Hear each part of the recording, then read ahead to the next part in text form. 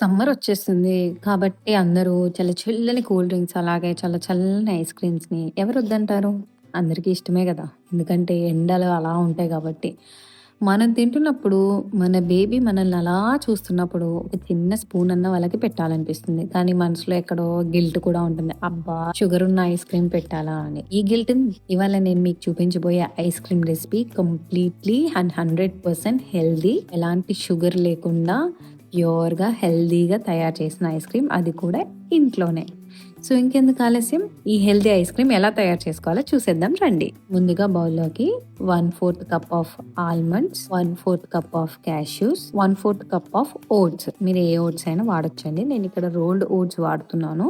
8 dates తీసుకుంటున్నానండి, seeds తీసేసి. 1/4 cup of dark chocolate ని తీసుకుంటున్నానండి. 1 tablespoon of cocoa powder తీసుకుంటే మిల్క్ అయినా యూజ్ చేయొచ్చు, లేదా వాటర్ అయినా యూజ్ చేయొచ్చు. నేను ఇక్కడ వాటర్ యూజ్ చేస్తున్నానండి. సో హాట్ వాటర్ అనేది ఇందులో వేసేసి ఒక 30 మినిట్స్ దాకా నేను సోక్ చేస్తున్నాను. ఇలా సోక్ అయిన తర్వాత ఇదంతా కూడా నేను బ్లెండర్ లోకి తీసుకుని చక్కగా బ్లెండ్ చేసుకుంటున్నాను.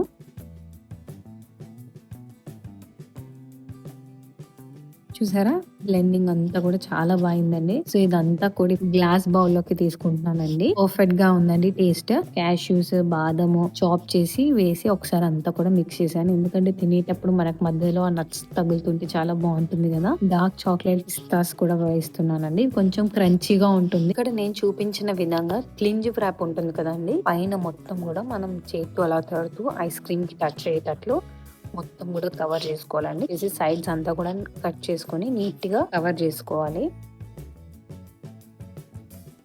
ఇలా కవర్ చేసుకున్న తర్వాత మళ్ళీ దీన్ని లిడ్ తో క్లోజ్ చేసి డీప్ ఫ్రిడ్జ్ లో ఓవర్ నైట్, అంటే మినిమం ఒక 12 అవర్స్ అన్నా ఉంటే మనకు ఐస్ క్రీమ్ అనేది చాలా బాగుంటుంది అనమాట.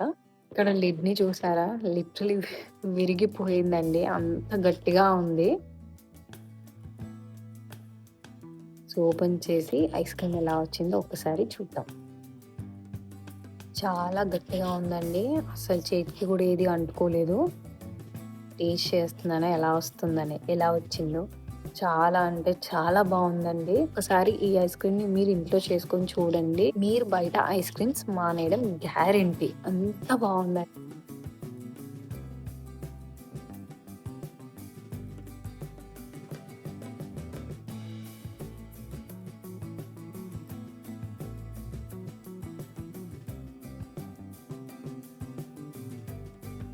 వెంటనే ఐస్ క్రీమ్ తయారు చేసేయండి. మీకు ఎలా కుదిరిందో నాకు కమెంట్ బాక్స్ లో చెప్పండి. సో మన హెల్తీ బేబీ రెసిపీస్ కి సబ్స్క్రైబ్ కొట్టడం అస్సలు మర్చిపోద్దు, ఓకేనా? అలాగే లైక్ చేసి, కమెంట్ చేసి, షేర్ కూడా చేయండి. Thank you for watching.